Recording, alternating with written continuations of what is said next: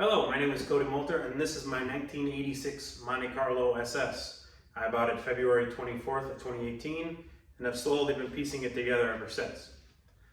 And before I can give you information on this, I should give you some background information into Monte Carlos, specifically the 1986 model year. And in 1986, GM, or General Motors, produced 77,846 Monte Carlos. 41,164 of those being SS, or Super Sport models, with another 200 being Aero Coupes. And I'll get into why those are called Aero Coupes. The rest of those models were produced as LS, or Luxury Sport Monte Carlos. And cosmetically, the differences between the LS, SS, and the Aero Coupe are not all that much. From the LS to the SS, on the LS, it is more of a boxy Euro-style front fascia, whereas you can see on the SS, it is more rounded and aerodynamic. On the tail end, from the SS to the LS, you can't see it on mine because I don't have it, but on the SS, it has a spoiler, where on the LS, it does not. And the only difference between the SS to the Aero Coupe is it has a more rounded window for better aerodynamics on the Aero Coupe, whereas on the SS, it is more boxed off. And they did that for aerodynamics sake, and that's also where the 200 figure comes from, the number of models produced. That was to get the car into NASCAR, as that was the regulations at the time, was you had to produce 200 of a model to get it on the track.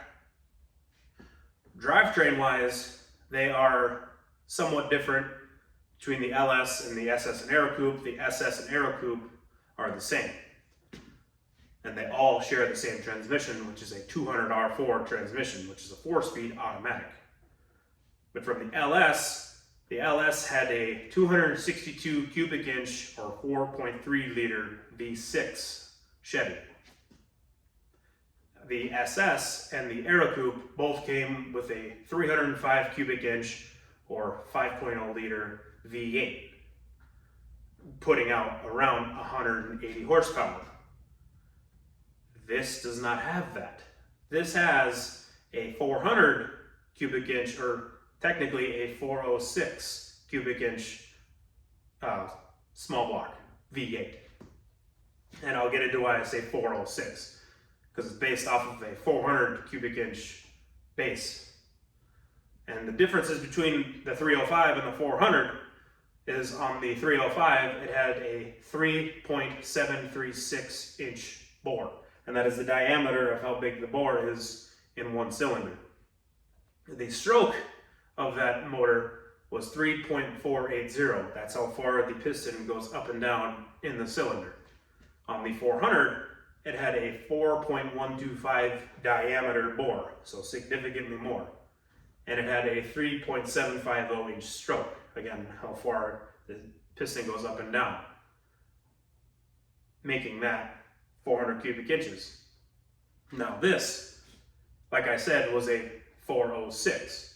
And I get that number because, according to my father and the engine builder who he had rebuild this motor, he had it bored out what's called 30 over. It's called boring out 30 over.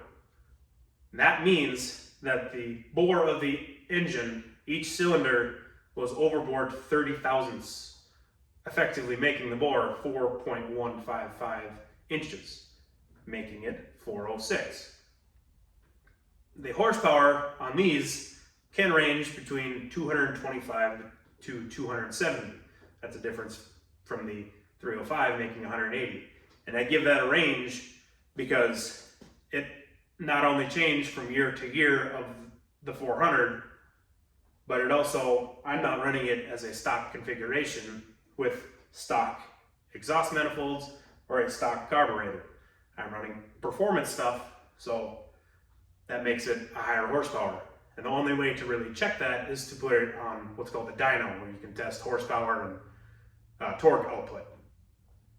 Now, I said that my dad was responsible for this motor as well as an engine builder. Now, what I mean by that is this motor has been in my family almost from the start. It used to be in, my dad can't remember, it was either a 74 or a 76 GMC pickup. which is GMC, Chevy, same GM. So he pulled it out after the body was rotting away, had it rebuilt, and then it sat for 14 years as I had just entered sports.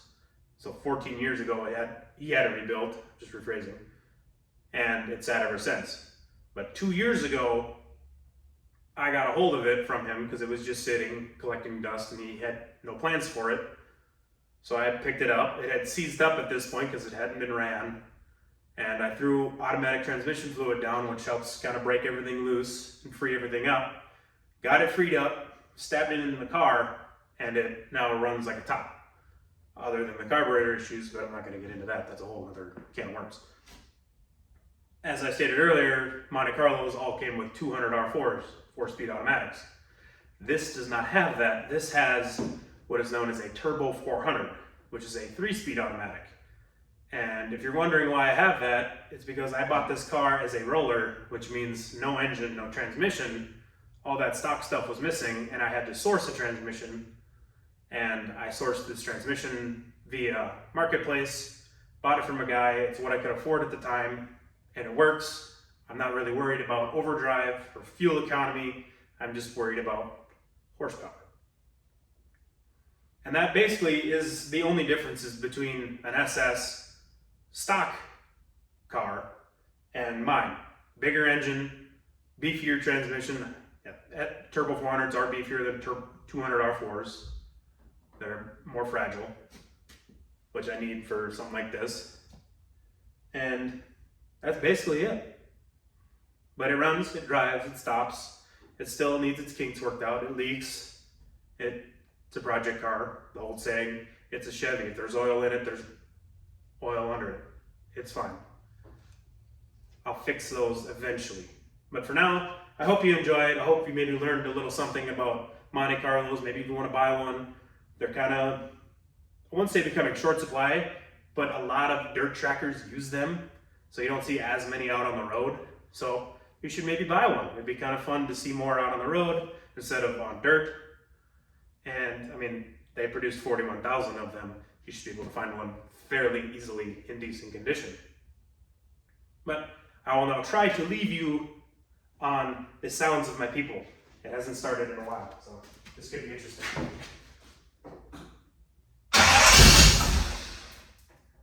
So that's what you get. I gotta work on that. Thank you for watching.